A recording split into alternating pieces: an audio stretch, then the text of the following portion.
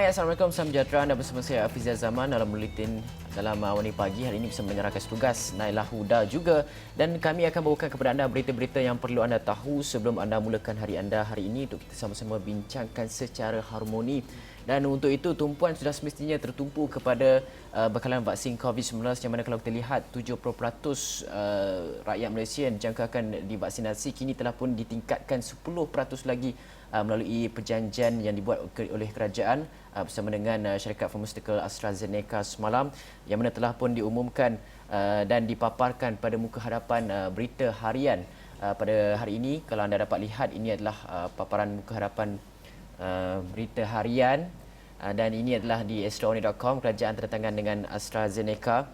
Dan kalau kita lihat perjanjian ini untuk memperoleh 6.4 juta dos vaksin COVID-19 atau tambahan sebanyak 10% lagi. Dan sebelum ini kita tahu negara kita telah pun melakukan perjanjian bersama dengan COVAX, Pfizer, BioNTech dan AstraZeneca telah pun menjadi syarikat farmaseutical yang ketiga. Dan kita juga jangkakan bahawa akan tertangan perjanjian bersama dengan syarikat-syarikat lain seperti Gamaleya yang menghasilkan vaksin Sputnik dan dalam masa yang sama Sinovac. Dan satu lagi apa Nailah, saya pun lupa. Tapi adalah satu lagi vaksin Sinovac, CanSino dan Gamaleya. Satu lagi CanSino yang akan kita materai perjanjiannya untuk kita supply 80% jumlah vaksin ataupun 26.5 juta populasi di negara ini. Dan kerajaan juga sasarkan untuk memastikan bahawa perbelanjaan sebanyak 4.4 juta dolar iaitu bersama dengan 2.05 bilion ringgit melalui semua rundingan dan perjanjian yang sudah pun dimaterai setakat ini.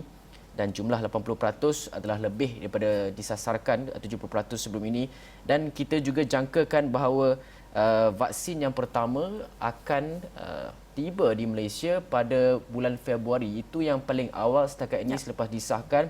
Tapi perlu juga kita ingat bahawa kelulusan sebarang vaksin sekarang ini di Malaysia adalah masih lagi pada peringkat pemprosesan, yang mana kalau kita lihat NPRA telah pun menerima permohonan secara rasmi daripada Pfizer, manakala syarikat-syarikat farmaseutical yang lain juga telah pun dikatakan akan menghantar permohonan untuk penggunaan secara kecemasan kepada NPRA untuk diluluskan di negara ini sebelum kita dapat memvaksinasi rakyat Malaysia. Dan khusus kepada petugas-petugas bersih hadapan dan juga ikut kelompok petugas bersih hadapan, kemudian mereka yang warga emas dan dalam masa yang sama juga mereka yang terlibat ataupun mempunyai penyakit-penyakit kronik, itu yang akan diberikan tumpuan khusus untuk diberikan vaksin COVID-19.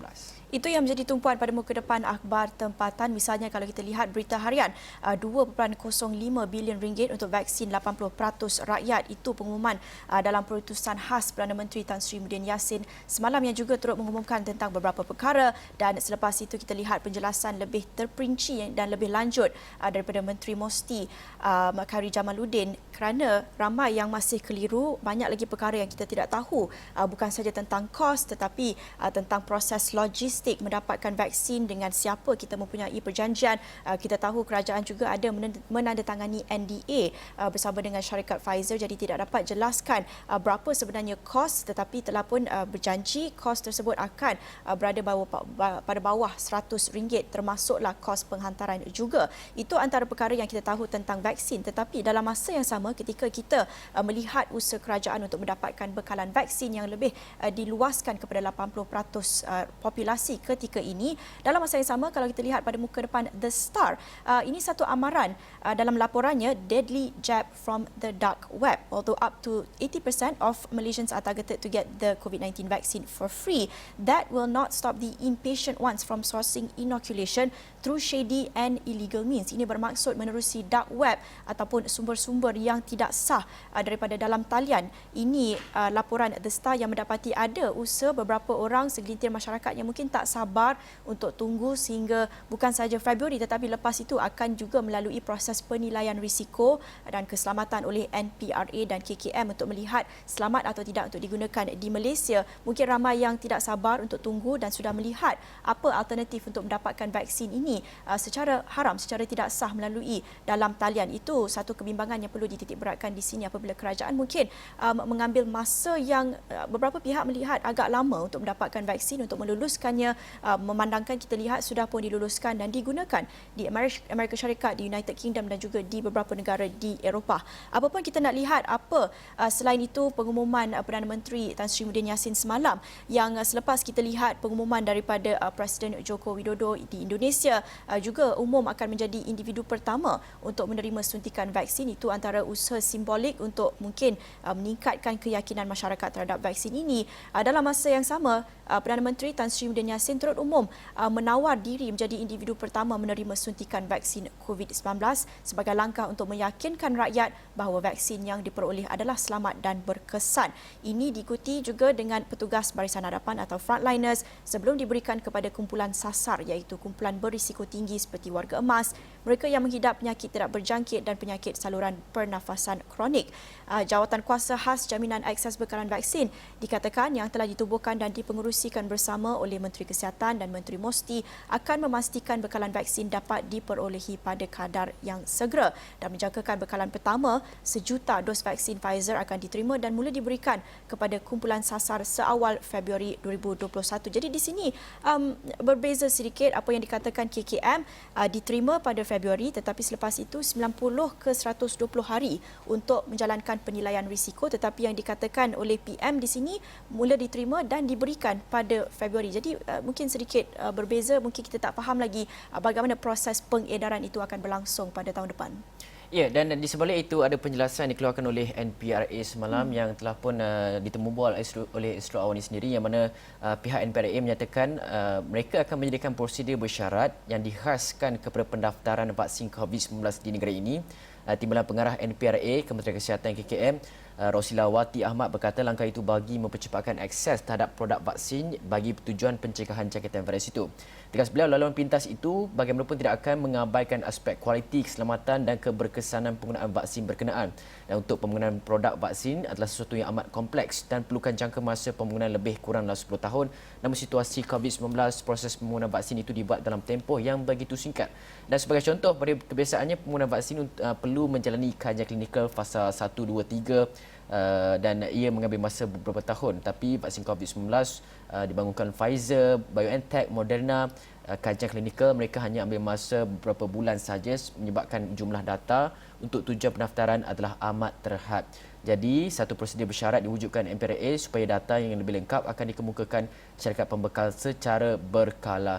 Jadi, mengenai data dan sebagainya itu sudah pasti pihak KKM akan menilai data terlebih dahulu sebelum vaksin dibenarkan untuk kegunaan. Namun berdasarkan melihat kepada tempoh yang dinyatakan bahawa mengambil masa sehingga 90 hari, itu adalah tempoh yang agak lama untuk kelulusan kecemasan. Kerana kita faham syarikat-syarikat farmasetika yang memfailkan untuk kelulusan kecemasan, mereka masih lagi perlu memohon untuk penggunaan secara penuh ataupun secara rasmi. Dan kita harapkan bahawa proses kelulusan secara kecemasan ini diberikan secepat mungkin ataupun dikaji dengan secepat mungkin pada pertengahan ataupun pada awal tahun hadapan, kerana kita akan dikatakan mula menggunakan vaksin seawal bulan Februari. Dan juga kita harapkan bahawa data-data ini dapat kita kemaskini dari semasa ke semasa, dan kolaborasi yang begitu kuat dan juga mantap diperlukan pada peringkat antara KKM dan juga syarikat-syarikat farmasetika yang lain untuk memastikan bahawa tiada data yang terpisah, kerana kita faham bahawa penggunaan vaksin COVID-19 jenis Pfizer mempunyai kesan-kesan alahan sampingan, alahan yang begitu orang kata kesan sampingan yang tidak berisiko tinggi lah, sekadar ringan-ringan saja. Dan yang paling teruk pun dikatakan alergi. Jadi kerajaan UK telah pun keluarkan arahan bahawa mereka yang mengalami alergi pada masa yang lalu tidak perlu ambil vaksin Pfizer kerana akan menyebabkan alergi yang begitu teruk. Jadi perkara yang sama juga berlaku di UK sebenarnya, di Alaska kalau tak salah saya, seorang wanita mengalami alahan, dan itu adalah perkara yang normal dan kita perlu mengimbangi antara dua, iaitu iaitu risiko jangkitan COVID-19, kematian dan sebagainya, dan juga risiko kepada kesan-kesan sampingan yang ringan. Jadi sudah semestinya kita akan lebihkan kepada penggunaan mengelakkan coronavirus ini tersebar dengan luas dan juga risiko kematian itu meningkat. Ya, bagi anda yang sedikit bimbang dan khawatir tentang keselamatan dan keberkesanan vaksin ini, selepas ini kita akan juga menemu bual seorang rakyat Malaysia yang sudah pun menerima vaksin COVID-19 buatan Pfizer di United Kingdom. Beliau bekerja sebagai seorang petugas kesihatan di Birmingham dan kami akan dapatkan pandangan beliau selepas menerima vaksin ini, apa mungkin kesan sampingan apa yang dirasakan. Jadi anda tidak perlu bimbang, anda boleh dengar sendiri pandangan seorang rakyat Malaysia dalam pengalaman itu. Kan kita faham juga keperluan untuk meluluskan vaksin ini sangat mendesak, lagi-lagi apabila negara masih lagi merekodkan kes pada angka 4 digit semalam saja lebih 2,000, iaitu dengan 2,062 kes baru, dengan Selangor masih lagi mencatatkan kes tertinggi di seluruh negara, dan ini menjadikan kes keseluruhan yang direkodkan dalam negara sepanjang pandemik ini adalah sebanyak 97,389 kes. Hampir 100 Hampir 100 lagi, mungkin berbaki, mungkin lagi 1-2 hari lagi kita akan mencecah 100,000 kes. Kita pun juga telah melepasi angka kes positif yang telah pun direkodkan China, dan daripada kes yang direkodkan positif semalam, 4 kes adalah kes import menerima jangkitan luar negara, dan jumlah kes aktif ketika ini adalah sebanyak 17,646 kes. Sangat tinggi angka itu bermaksud beban yang perlu diletakkan pada sistem kesihatan, pada petugas barisan hadapan yang masih lagi bertungkus lumus merawat pesakit sejak Februari lalu, dan kita tahu beberapa hospital juga telah pun merekodkan dan mengesan penularan kes positif COVID-19, membabitkan dan menjejaskan frontliners.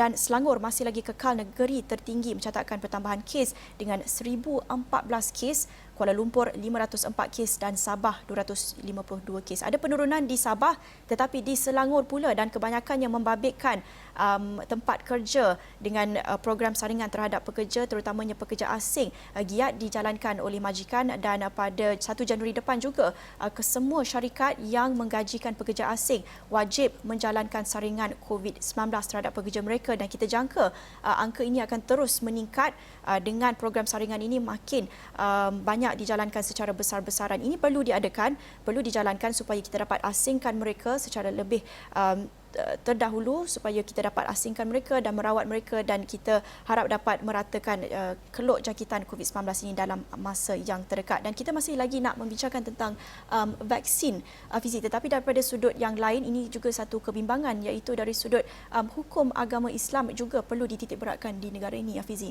Ya, dan apa yang perlu anda tahu adalah kita tidak perlu terus jump to the conclusion, membuat andaian dan sebagainya. Tak perlu mendengar kata-kata daripada pihak-pihak yang tidak bertauliah untuk berkenaan dengan vaksin COVID-19 ini. Kerana apa? Kerana pihak, saya pasti sekarang ini pihak mufti dan juga Jabatan Agama Islam, JAKIM dan sebagainya sedang pun menilai data-data yang mereka akan terima daripada penggunaan daripada KKM dan sebagainya untuk menilai sama ada bahan-bahan yang diberikan, yang dikeluarkan, dimasukkan ke dalam vaksin COVID-19 ini sama ada ia baik ataupun tidak. Kemudian tapi dalam masa yang sama mereka juga akan mengimbangi keperluan mendesak penggunaan vaksin COVID-19 ini, dan sudah pasti ini akan membawa kepada kerana kita telah pun materai perjanjian, dan kita fahamkan, kita harapkan golongan-golongan yang orang kata ekstremis tidak menyebarkan berita-berita palsu sekaligus mengganggu-gugat penerima vaksin yang terdiri daripada rakyat Malaysia itu sendiri, yang kita harapkan akan terima dan vaksin ini kerana kita mahu putuskan rantaian COVID-19 itu sendiri, Naila. Ya, dan satu lagi aspek penekanan terhadap vaksin COVID-19 ini juga pastinya ditekankan rakyat Malaysia, kerana pasti ramai yang sudah ingin merentasi sempadan, ramai ahli keluarga yang terpisah akibat penutupan sempadan, dan salah satu faktor juga adalah kepada pelancongan dan juga pastinya kepada ibadah haji. Dan ini sedikit perkembangan tentang ibadah haji yang kita laporkan ada sedikit kemaskini, pembaruan dalam situasi semasa, sama ada kita dapat kelulusan untuk rakyat Malaysia menjalankan ibadah haji pada tahun depan. Pastinya juga bergantung kepada akses kita kepada vaksin, dan kerajaan menjangkakan beberapa syarat dan caj tambahan baru yang akan dikenakan kepada bakal haji sempena musim haji akan datang. Menteri di Jabatan Perdana Menteri Hal Ehwal Agama berkata perkara itu susulan pelaksanaan SOP dan langkah keselamatan lebih ketat dikuatkuasakan oleh Kerajaan Arab Saudi. Dan katanya langkah itu selari dengan usaha bagi membendung penularan wabak COVID-19. Oleh itu, para bakal haji juga perlu bersedia dari segi kewangan bagi memenuhi tuntutan ini nanti. Dijangka juga terdapat syarat pemilihan bakal haji dari aspek tahap kesihatan. Namun tidak diperincikan di sini sama ada perlu divaksinkan ataupun tidak. Kita tahu bagi mereka yang terima vaksin pastinya akan mempunyai pasport juga. Jadi penekanan terhadap vaksin ini sangat penting, bukan sahaja untuk keselamatan tapi pastinya untuk kita teruskan kelangsungan hidup, aktiviti dan rutin seharian kita, antaranya termasuklah ibadah haji buat umat Islam juga. Jadi kita nak ceritakan lebih lanjut tentang vaksin COVID-19 ini dan kita nak dengarkan terus pandangan seorang rakyat Malaysia yang sudah pun terima vaksin COVID-19 buatan Pfizer di United Kingdom, dan kita akan teruskan perbincangan selepas kita berhenti rehat seketika dan kita akan kembali selepas ini dalam Awani Pagi.